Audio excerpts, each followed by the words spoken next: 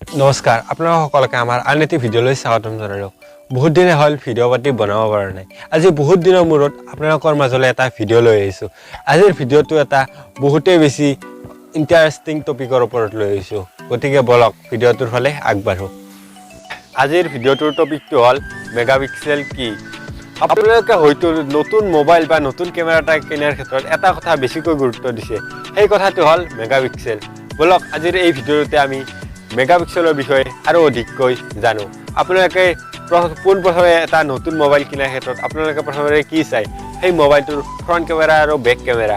কাৰণ আপোনালোকক ভাল ফটো আৰু ভাল ভিডিঅ' কোৱালিটি লাগে, সেইবাবে আপোনালোকে সেই মোবাইলটোৰ ফ্ৰণ্ট কেমেৰা আৰু বেক কেমেৰা চাই। আজিৰ ভিডিঅ'টো চোৱাৰ পিছত আপোনালোকে কেতিয়াও মোবাইলৰ ফ্ৰণ্ট কেমেৰা আৰু বেক কেমেৰা কিমান মেগাপিক্সেল সেইটো নাচায়, কাৰণ এই ভিডিঅ'টোত আপোনালোকে ভালদৰে বুজি পাব যে মেগাপিক্সেল কি।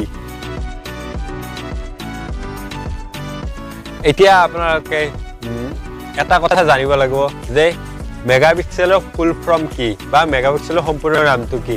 এতিয়া আপোনালোকক জনাও যে মেগাপিক্সেলৰ সম্পূৰ্ণ নামটো হ'ল মিলিয়ন পিক্সেল। এতিয়া ছেকেণ্ড কথা, আপোনালোকৰ মোবাইলটোত যদিহে 1 মেগাপিক্সেলৰ কেমেৰা এটা থাকে, তেনেহ'লে আপোনালোকে সেইটো ভালদৰে জানি ল'ব যে আপোনালোকৰ মোবাইলটোত 10,000 মিলিয়ন পিক্সেল আছে।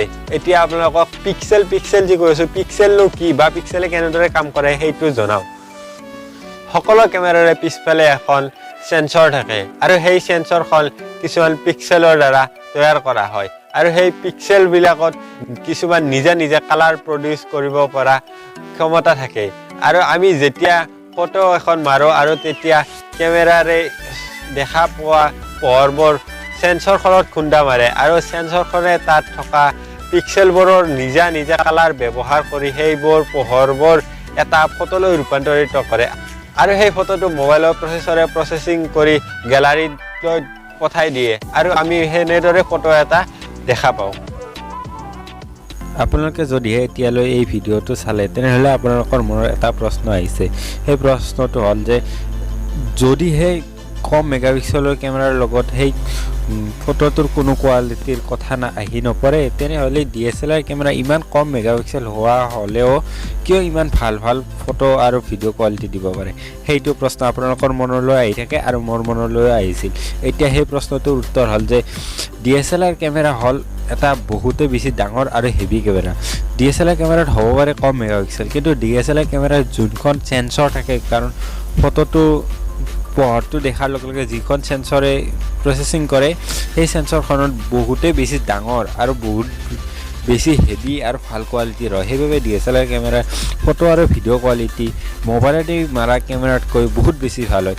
আপোনালোকে কেতিয়াবা ক'ৰবাত এক্সপেৰিমেণ্ট কৰি চাইছে বা এক্সপেৰিমেণ্টত দেখিছে যে মোবাইলটি মাৰা ফটো কোৱালিটি এটা, ধৰি লওক মোবাইলটোৰ কেমেৰা কোৱালিটি আছে 42 মেগাপিক্সেল আৰু DSLRটো আছে 12 মেগাপিক্সেল, কিন্তু মোবাইলৰ 42 মেগাপিক্সেলতকৈ DSLR 12 মেগাপিক্সেলৰ কেমেৰাৰ কোৱালিটি বেছি ভাল হয়। কাৰণ আপোনালোকেতো এতিয়া জানিলে বা মই কৈয়ে দিলোঁ, কাৰণ হ'ল DSLR মেগাপিক্সেলৰ যোনখন সেন্সৰ থাকে, সেই সেন্সৰখন মোবাইলত থকা সেন্সৰখনতকৈ বহুতেই বেছি হেভি আৰু ডাঙৰ।